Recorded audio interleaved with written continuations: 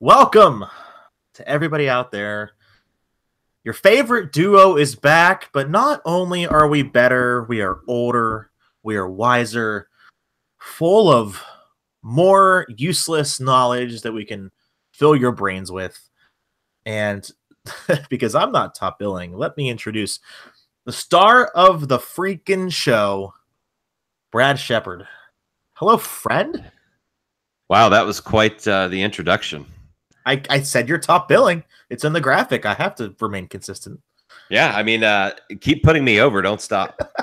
Is a lot has changed. Some things still stay the same. Your ego hasn't drifted away, if you will. But it's good to be back on the airwaves. I'm sure you can agree. We're back with a little bit of a different, how you put, agenda.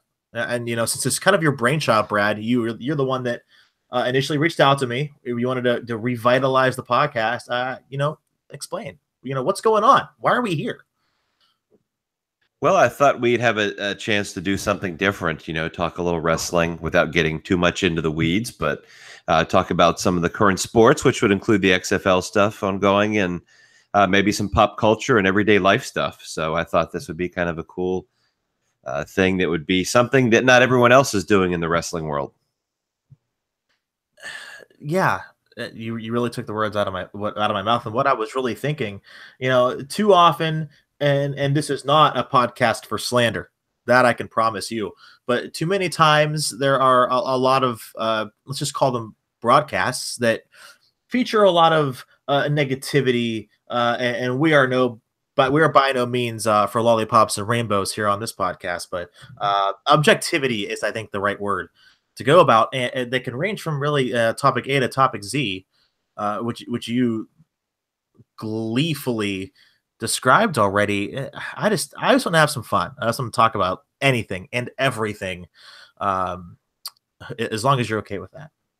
Yeah, well, I liked you using 3-syllable words to describe. That was fantastic. I'm a communication major. I have to pretend like I learned something and got something out of my degree. All right. Well, let's just cut to the chase. Yeah. You were involved with something pretty substantial, might I add. Now, me being an Emmy-nominated anchor already, you kind of blew me out from right underneath, hence the top billing. Oh, I have no idea what you're talking about. Yeah, you don't know what I'm talking about. See, ladies and gents, he's modest. He's still modest. The XFL, and it's more like it's the he hate me elephant in the room. It's coming back, as it were. Details, Brad. We need details. You were the man behind the machine. That was the breakout of the story, and rightfully so. You should talk as much as you want about it. Yeah, it was really a whirlwind of events. I mean, I totally didn't expect what happened to actually happen, if that makes sense. But I sent out a tweet on a Friday night and thought, I would let my followers know I'd gotten the information that Vince McMahon wanted the XFL to return, and it even set a date when he wanted to announce it, which would be, which I guess is very relevant now, but would be the week of the 25th anniversary of Raw. And I thought I would, tweet about it, and my followers may think it was cool, and I'd move on with the rest of my night, and that would be that. Boy, was I wrong. Just a tad. Yeah, I mean, it quickly picked up steam, and the next thing you know, Friday evening, my Twitter account was just totally unusable. It was so frozen with notifications. It was kind of a nightmare in that regard, but the attention was tremendous. It has almost 1 million impressions. So does it really? Yeah, absolutely. It went viral, and obviously, as you know now, it got picked up by pretty much every major national media outlet in the country, and was even covered internationally as well. So it quickly took on a life of its own. And it's funny enough, but the Hall of Fame, as a side note, I had tweeted as well the Hall of Fame entries for this year as of December when I initially had tweeted that.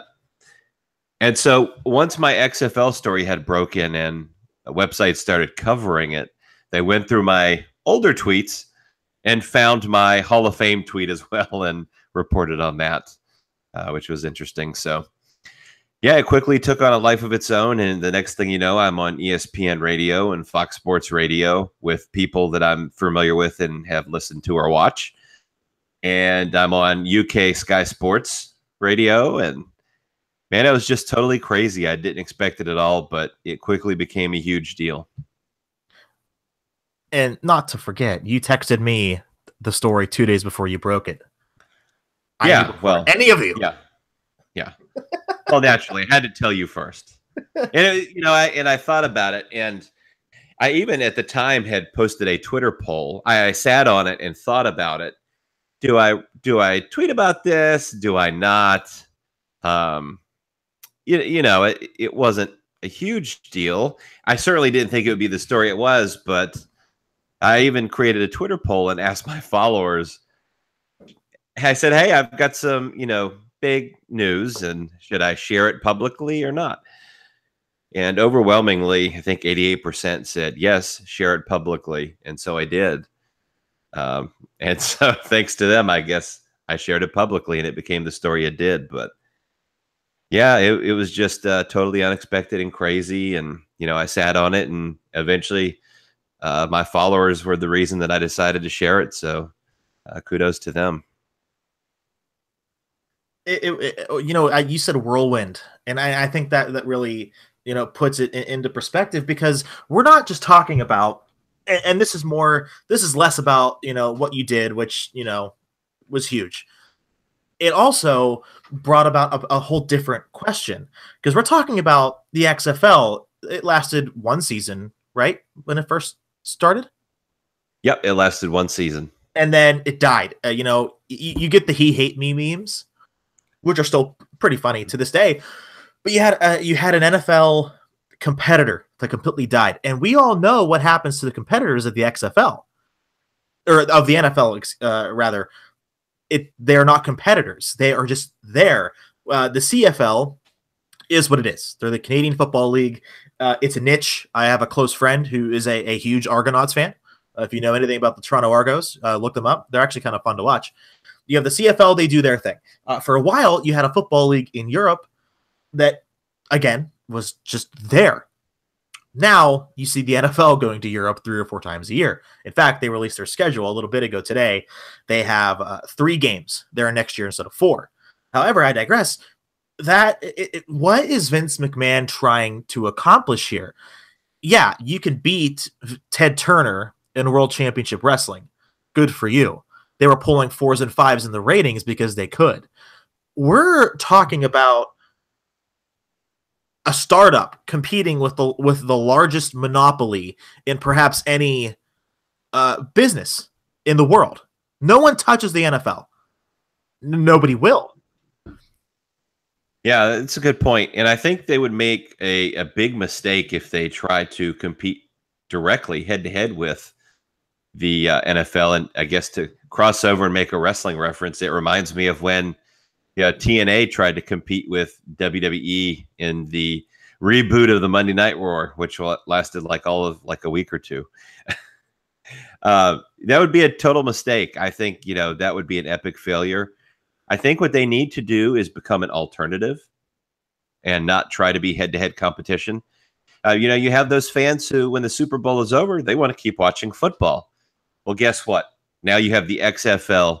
And, if that's the name, or if it's UFL, et cetera, it's the same thing. But if you have that other American football brand indoors, then you have something else other than the NFL to keep watching football throughout the year. So I think they would be smart to be an alternative. I think that's the only way it works. But an alternative to what? I think that's the $1 million question. Yeah, I think $multi-million question. Yeah. Yeah, I think they've got to be an alternative to the NFL in that. I think the timing is right. I think Vince understands that. So there's a lot of dissatisfaction with the NFL. And it's really centered around a couple of things. The first thing, and this has been an issue for a while, and was a big talking point of the original XFL, as the no fun league, as Vince dubbed it. At some point. Yeah. I mean, it's, when you've got to go through pages of legalese to describe what a catch is, or 10-minute reviews. Right. It should be a simple eye test, and it shouldn't be that complex. So there are definitely some things centered around the rules and all of the penalties, etc., that sometimes make the NFL not fun. So I think there's that aspect, but also there's a secondary aspect now with the kneeling controversy. And I think, however you feel about it, that there's a group of fans who watch the NFL and are very turned off by this and would watch an alternative. And, and just from my experience in breaking the story, I think there's definitely a buzz there. There's something, there's something there worth exploring. So it'll be very interesting to see. But I think the timing is as good as it will ever be to try and make this work. I don't think it has a chance, Brad. I don't. I see it lasting another year, if and when it does come out. Because it's still not the fact that they have to compete. They have to build a revenue. They have to get advertisers. They have to get players that sell jerseys. How does the NFL sustain itself? Advertising, T-shirts. You know what? On the other hand, how does the WWE sustain itself? T-shirts, television advertisement, seats in an arena. The XFL isn't going to come. The Arena Football League. How long did that last? I don't consider it a viable option anymore, but that was your sidebar. That was what if you love football so much and college and the NFL just doesn't quite cut it for you, you had the Arena Football League, so that sometimes had these great moments that just shocked and awed you that you wouldn't get in the NFL because you just couldn't. According to Business Insider, the NFL's average viewership by year has dropped. It has been dropping for, let's say, 7 years. It was at 17.8 million in 2010. Now it's down to 14.8 million. The XFL wouldn't get 2 million in a whole year. It would be very interesting to see. I mean, I guess part of it depends on the method they use to deliver the product. And that's another piece where the timing's right as well. I mean, now they have the WWE Network, and their deal in 2018 is up with the USA Network.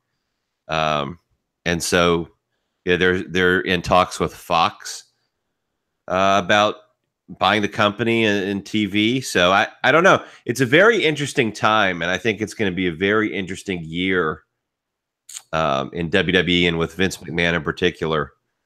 They have more options than ever to deliver it. I mean, now they have the Facebook streaming live deal as well, where they're doing the mixed match challenge. So there's more options than ever. You can say that for sure.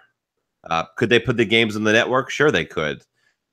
Could they get maybe a TV network to put a game or two on, maybe one game a week or something to entice people to subscribe to the network? Sure. I mean, I think long-term they have to figure out that, and I think they have, that the WWE Network is never going to work with wrestling-only content where you have essentially hardcore fans subscribing to the network. They've pretty much seen their cap on that. They have substantially less subscribers than they thought they would at this point. And I think they realize they've essentially hit their plateau. So, they've got to look to expand in other ways with new content, new entertainment that isn't necessarily fake fights. And they have to get more subscribers that way. And so that would be an idea. I mean, put the games on the WWE Network. So I don't know. There's a lot of different ways they can go about it. But I think whatever they do, and a lot of this was covered in my interview that I did with Peter Schwartz, who works at CBS Sports, he also worked at ESPN, but more importantly, he was an announcer in the XFL for the New York, New Jersey Hitmen. And it was very fascinating to hear him talk about the successes and failures of the XFL. And one of the things in particular was the quality of players. So that would be really important in a reboot of the XFL, is having quality football play, because at the end of the day, there were some things that Vince McMahon did very well with the XFL. The larger-than-life entertainment aspect, the fireworks, the pyro, the camera angles. There was a lot of different cool factors to it that weren't over-the-top wacky. But at the end of the day, it is a football game, and you have to have football play on a professional level. And I think that's one area where it did tend to suffer. Some of the games were really bad, in fact, forgettable. Now, but here's and you brought up a lot of good points, but here's the difference. How old is Vince McMahon right now? Do you know off the top of your head? Yeah, he's in his 70s. What is he, 72? He is 72. He was 72 this past August, so he will be 73 this August. It is now 2018. The debut of the XFL was the week of the Super Bowl in 2001, February 1st. That was 17 years ago next month. Vince was only 55 years old. The mindset of a 55-year-old man, rich as can be, in the booming era of professional wrestling, that transitioned to an entertainment style of football. It worked. A 72-year-old trying to do that is going to be out of touch, which is what wrestling fans complain about a heck of a lot. Well, I think they would be making a major mistake to have WWE directly involved with the XFL product. Vince has to step down of one of the two. He can't do both. Well, I think I think Vince is probably pretty involved in the XFL reboot right now, and not as much in the WWE product. But that could actually be a good thing. But in so many ways, yeah, sure. But, I really think he has to keep it separate. I mean, he came out and he said, "This is the XFL." The whole thing was, the agreement he made with NBC was he would not be involved on TV like that. And yeah, I mean, he ended up having Jerry Lawler and Jim Ross and Jesse Ventura, and all these wrestling personalities were very involved in the game itself, and it just became like wrestling wacky. You know what, though, brother? Those guys had mainstream appeal. Michael Cole, Corey Graves, and Booker T do not have mainstream appeal. He loses that effort.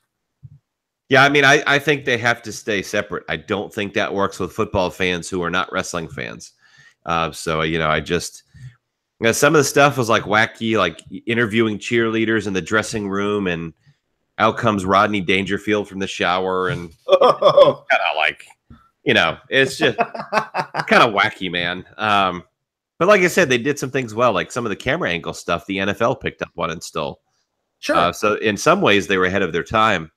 The environment was good. The pyro, I mean, there was some definite aspects to it that were ahead of its time and really good. But the football play itself has got to be better. They've got to recruit people out of college. They've got to get people who don't make the draft, etc. But they've got to be good players. And they're already failing. Johnny Manziel is on his way to the CFL. They just lost out on someone that they could market around. Yeah, it's very interesting, because you say that when I asked who the three players are that people would like to see in the league, it was overwhelming who the people wanted to see. And who were they? It was Johnny Manziel. Yep. Tim Tebow. And one more. Colin Kaepernick. Bing, bing, bing. Not going to happen. At least one of them isn't going to happen. So you're out of option one. The only reason that Colin Kaepernick's even a name right now is because of the work that he has done as not just a philanthropist, but someone that has spoken his mind outside of the bubble that is the National Football League. And no matter how you feel about politics, I throw Colin Kaepernick some credit for speaking his mind and allowing, or rather not allowing, what the hierarchy says to hold him down so he doesn't have a job. He had one of the biggest signing bonuses of that time. So he's not hurting for money. If he wants to be an activist and quit football, good for him. But having him in an XFL uniform on day one would sell tickets. Period. And there's no way you can.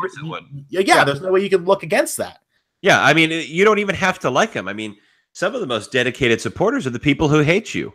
Yep. I mean, you know what I mean? I mean, so could you imagine him coming out of the football tunnel into a crowd? I mean, they could boo the hell out of him. Maybe they cheer the hell out of him. But either way, it's going to garner reaction and a lot of attention. And it would be very, very interesting, whether you like him or not. The conversation is not going to die, and we are 14 days away, right? Is it 14 days away?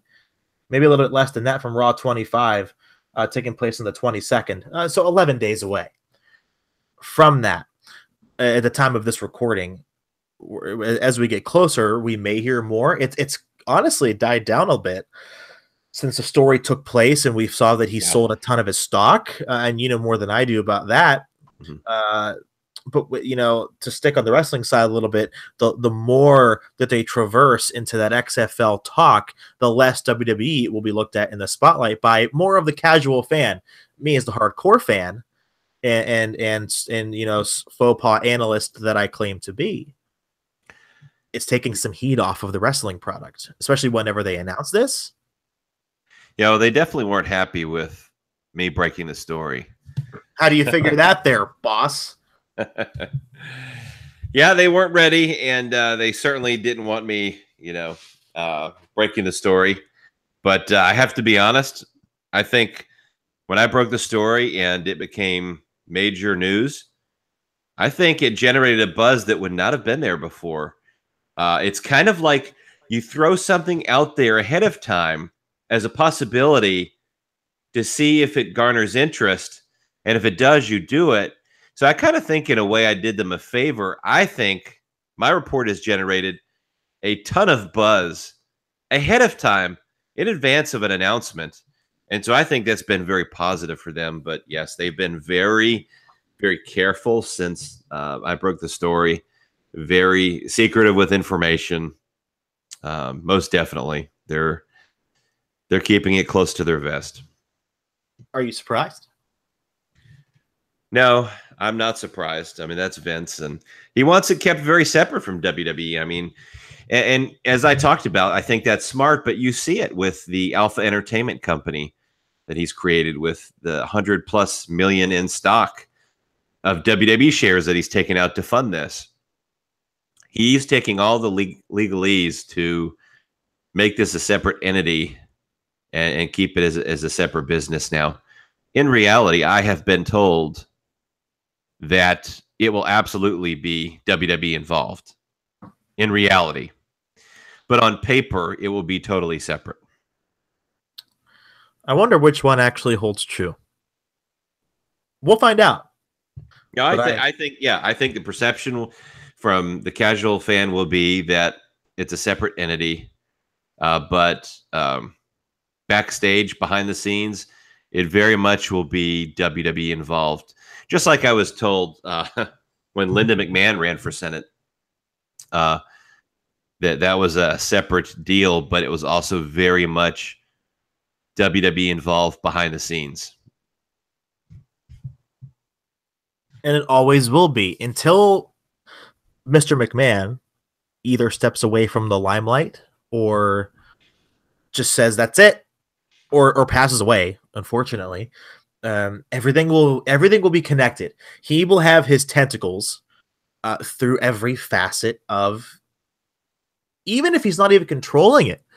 NXT is completely Triple H's project, whether it's live events are failing or they, you know, if they do something controversial, that's his. Vince still says what goes on. I think he's going to have too much on his plate, and he's going to have to quit or he'll die.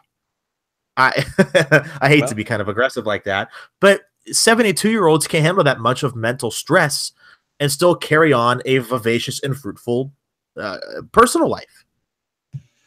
God damn, pal. What are you saying? Are you are you calling me weak? I don't know. No, that's a good point. But go back to the Fox deal. At Fox showing interest in buying the company, that would be Vince McMahon's out to focus solely on Alpha Entertainment. Or So, Disney. Disney's yeah, buying everything right now anyway. yeah, yeah. Well, yeah, Disney obviously buying Fox.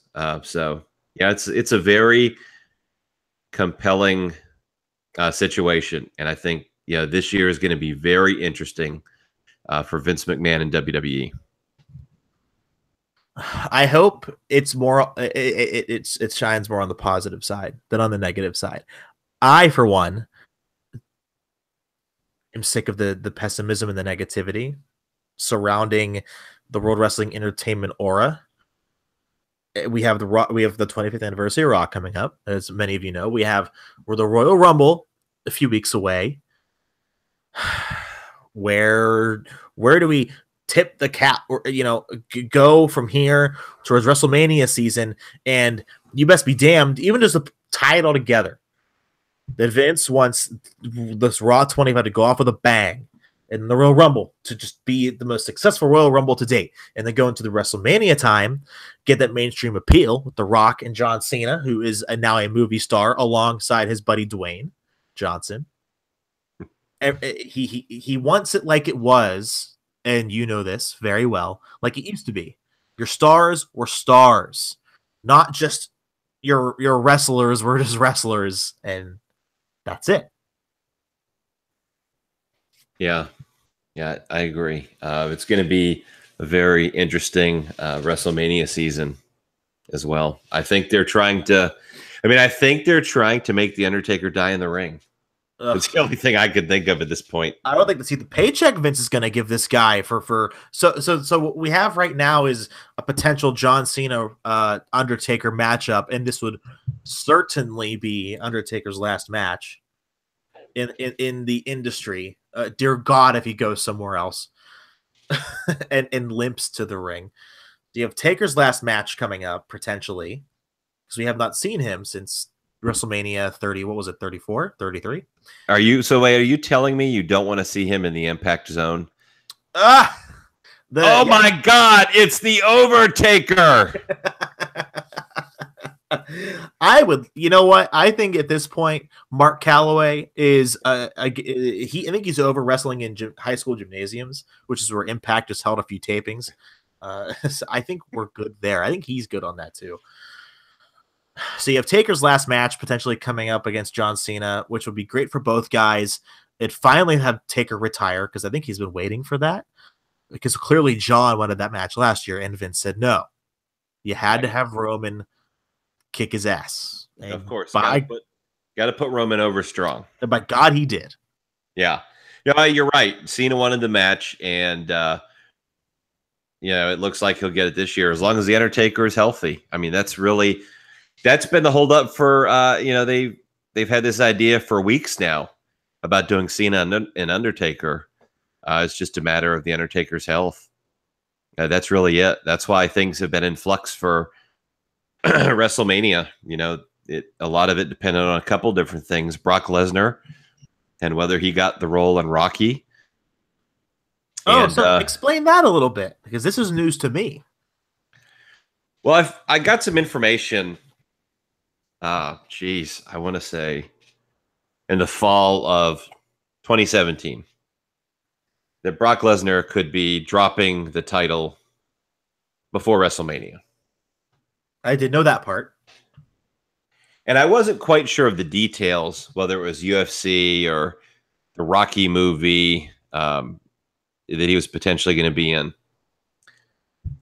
But to make a long story short, it does sound like it could have been the Rocky movie. Stallone's not involved now.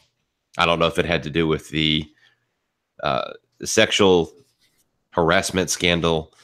He was accused of that, so I'm not sure if that was a factor, but it doesn't sound like he's going to necessarily be involved from a director standpoint. So, yeah, it sounds like they are moving forward with Brock as champion. I guess we'll see. But certainly, We'll see what happens. He very much could go to UFC still after WrestleMania. We'll see. Well, WWE has the option to extend his deal through the summer, but we'll see what happens with UFC. I mean, I think at this point, he's like 40. I just don't think the UFC is a good idea. But Randy Couture fought till he was 46, 48. Yeah. And Brock Lesnar kicked his ass. Actually, he did. But I just don't see it. Like when you can fake fight for millions and make a few appearances a year versus making, frankly, less money to really fight. Put me in spandex in a wrestling ring and I'll fake punch people all day long. Yeah, but you might get a bloody nose if you wrestle Cedric Alexander, or if you wrestle Enzo, you'll get hurt every single match. So I hope you don't get into too much of that. Well, I'm certainly not going to be wrestling Seth Rollins. Oh, yes. Mr. Clean. Clean punches and knees right to your jawline. But what have you. I'm no critic. I've only taken one bump in my career, and that is enough. That is all I need to do. I'm simply an advocate, as it were, and that is all. However, yes, with the Royal Rumble coming up, there's a lot of opportunity, a lot of chances to shine a light on someone that has not had the light shown on them previously. And we're going to get into this leading up to the Royal Rumble, but, way too early predictions just for the winner and who you think could come out as a star. No, Baron Corbin is not a viable answer. Choose again. He's a long shot to win. I have to. I might put $50 on him in Vegas to see if I win, because I'm sure he's like at least 1,000 to 1. Yeah, that would be worth it. It would.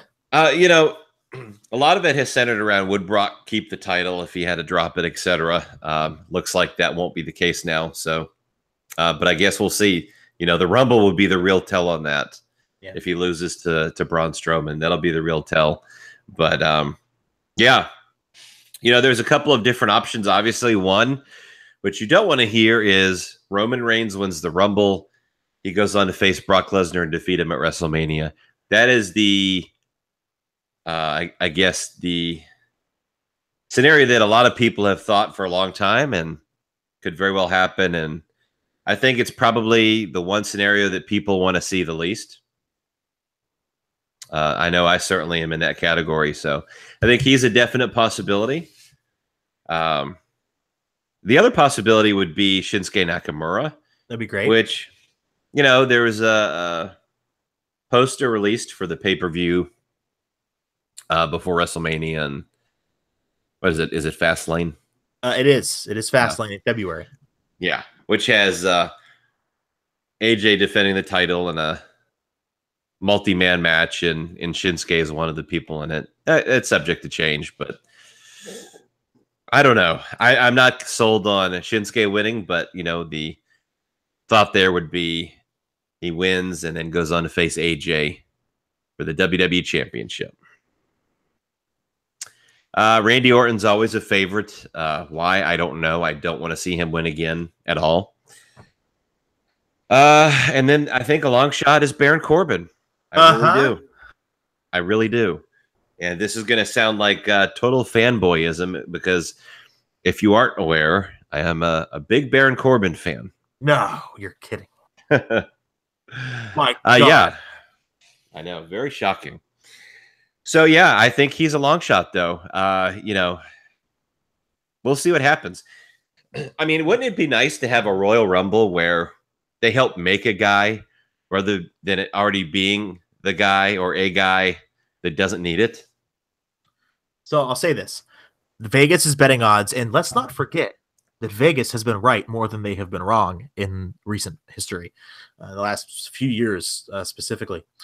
Right now, I will go from most unlikely to most likely according to Las Vegas. Randy Orton right now, 14 to 1 odds. AJ Styles and Samoa Joe both share those odds at 14 to 1.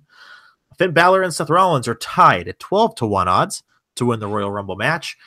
Braun Strowman sitting at 5th spot, 10 to 1. The ever so returning Dolph Ziggler, 8-1 odds. He's the fourth favorite to win the match.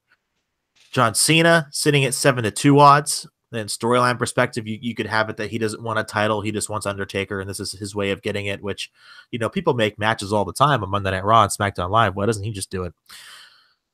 Sitting at number 2, Shinsuke Nakamura, 5-2 odds. Last but not least, you know what, Brad? I'm going to do this. It's Roman Reigns. He's number 1. What do you think the odds are of him winning the Royal Rumble? I think they're pretty good. Pretty good. Good. This is like the New England Patriots taking on the Buffalo Bills at home, right? Yeah. 9-4. Wow. That Roman Reigns wins. 9-4. And that's the safe bet. And they still have a few things to work out, and how they're going to get to, where they're going at WrestleMania. But man, I think it would be a huge mistake to go forward with Roman Reigns winning the Rumble and facing Lesnar in the main event. I think that would just, I think that's a mistake. We certainly shall see. Oh, good gosh almighty. Yeah. That'll be something. Yeah. And I think, if Undertaker, as long as he's healthy enough to go, then, I think, I don't think Cena will win the Rumble. But I think if, the Undertaker's not healthy enough, then I think Cena's very much a favorite to win the Rumble and win a 16th World Championship. So we'll see what happens. A lot of this has depended on the older wrestlers and what they're doing, And I guess that's what happens when you rely on guys who are part-time and in their 40s and 50s. There's nothing you can do. Nothing you can do at all. By the way, before we go, did you watch the national championship, by the way? I did not. I caught some of the highlights and obviously kept up with the score. I'll tell you one thing. The freshman quarterback from Alabama might be New England's next quarterback in 3 years. My God, does he look polished? Colin Cowherd from Fox Sports compared him to the next. He's the left-handed Russell Wilson. Mm-hmm. Well, he certainly has a knack for coming back. And, I really liked the perseverance. And, I thought it was a really special win for Alabama. Whereas in past seasons they've won, and it's, they're a dominant team, and this was different. This was, they were down and out, and people thought Georgia may win. It was 13-0 at the half. Yep. And back comes Alabama. I mean, they never gave up, and I think it was a special win for them. Special to say the least. The comeback was sweet, and I'm not even an Alabama fan. I just thought it was so exciting. Yeah. So next, go ahead. Well, I was just going to say, we've got to talk about it. Speaking of exciting football, the Pittsburgh Steelers have a big game against the Jacksonville Jaguars. They do. Hopefully, next time we talk, we will have to put our predictions in for the rematch. New England and Pittsburgh at Foxborough. Hopefully, that's what I want to see as a fan, not just a fan of the Steelers, but a fan of football, because those two, I think this year will have a much closer game than last year. Personally speaking, the Steelers are better, more polished. Their defense is a lot better. No Julian Edelman for New England. Rex Burkhead and James White are question marks too. Yeah, no Martellus Bennett. That's right. So you have a Gronk, a Cooks, and a Brady, and a Deion Lewis. And with the speed of the Steelers' outside backers, it'll be hard for Lewis to get on the outside. So it's going to be a Brady dink and dunk game if it comes to that. And we'll see. Yeah, it should be a very, very exciting game if it comes to that. And just as a fan, I hope it does. With of course, you trading blows with me. Just for the funnies, right? Yeah, of course. No harm lost. So that's really it for episode 1. We kind of wanted to give everyone a sneak 45-minute peek of what we're going to be talking about, kind of the format of the show. This won't be a wrestling recap. Sorry. It'll be a lot of, as Brad put it, a lot of everything. And I hope you all enjoy it and follow us along for the ride. So without further ado, Brad, any final thoughts, and where can we find you on Twitter? No final thoughts. I'm completely blank. Good. Yeah. I wish I had something witty to say, but I don't. On Twitter, you can follow me at the Brad Shepard, Shepard. You can also find my work at, and this is the funny part, www.thebradshepard.com. How about that? Oh man, would you look at that? He has his own. Yeah. He has his own www. Everyone, and I'm gonna go to the website right now. Oh hey, look, a professional guy here. This is very cool. I like it. I like it a lot. You can follow me right now at what the hell is my Twitter? John Fisher TV, I believe. It's hard to remember. Yeah, that's it. Everything changes. I'm glad you know my own Twitter handle. Yeah, John Fisher TV is the Twitter handle. Facebook, a couple of places. Wrestling News Hub, just for some witty banter on wrestling content. I help admin it with a few other guys, just for some fun. And I started a new video series. I recap Raw. It's a completely separate platform. Chris Pratt platform. It's called Thoughts from the Bench. We talk about wrestling. We have a good time, So come hang out. And for all of you fine folks out there, we're gonna try to get out everything out once a week. Unsure on the date, since Brad has more follows than me. Look at his Twitter, and he'll let you know when you can expect us every single week. And it will be starting next week. Fingers crossed on iTunes, Podbean, and Google Play. I have to figure out how to do all three of them, but I'm going to. It's just a matter of when.